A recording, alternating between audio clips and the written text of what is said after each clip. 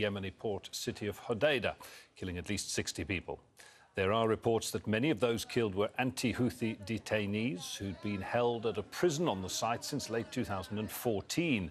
On Saturday, coalition forces struck residential buildings southeast of Taiz, killing at least 17 people. Just a day before, Saudi Arabia was re-elected onto the UN Human Rights Council, despite growing pressure over the number of civilians killed in coalition airstrikes in Yemen.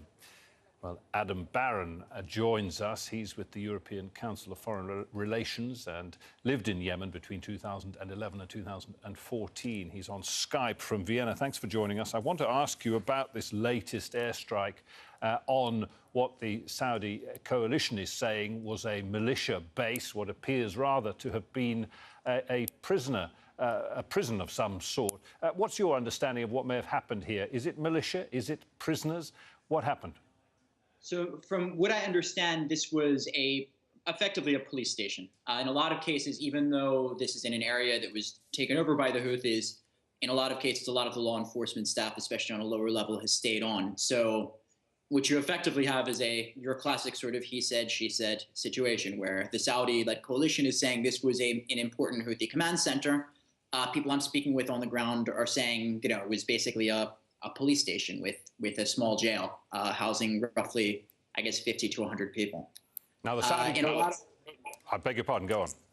Oh, no, I mean, in a lot of ways, this just underlines, in my opinion, when you have all of this sort of fog of war, it underlines the need for an international investigation into Yemen. Of course, we've had that blocked repeatedly.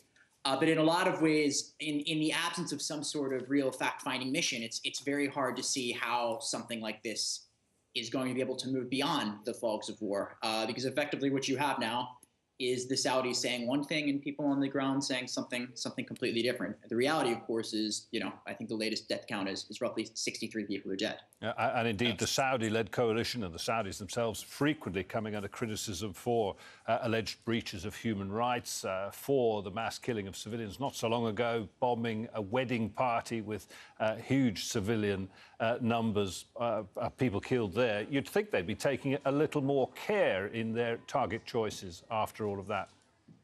If anything, we've seen a surge of airstrikes over the past few days. I think this strike in sort of the countryside near Hodeidah was one of 4 airstrikes over the past 48 hours that have reportedly led to the deaths of civilians. In addition to that, you've had an airstrike outside of Taiz that led to a number of civilian casualties, and then in addition to that, one in Madib and one in Sada, which both led to about half a dozen civilian casualties. Of course, forces on the ground are committing human rights violations as well. The Houthis have reportedly been shelling civilian neighborhoods in Taiz, civilian areas outside of the city. And I think really when you look at all of this death, destruction, and bloodshed, it underlines the need for things to move on back towards the political stage, for there to be some sort of negotiated peace process. Of course, what we've seen with the latest developments, where you've had the Houthis and the supporters of former President Ali Abdullah Saleh offer I guess we can say, a half-hearted acceptance of the latest UN peace plan, in contrast to President Hadi, who has completely rejected it. When we're looking at it now, it does seem like a peace deal is still quite far off, unfortunately. OK, Adam Barron on the bleak prospects for peace amid ongoing war in Yemen. Thanks for joining us.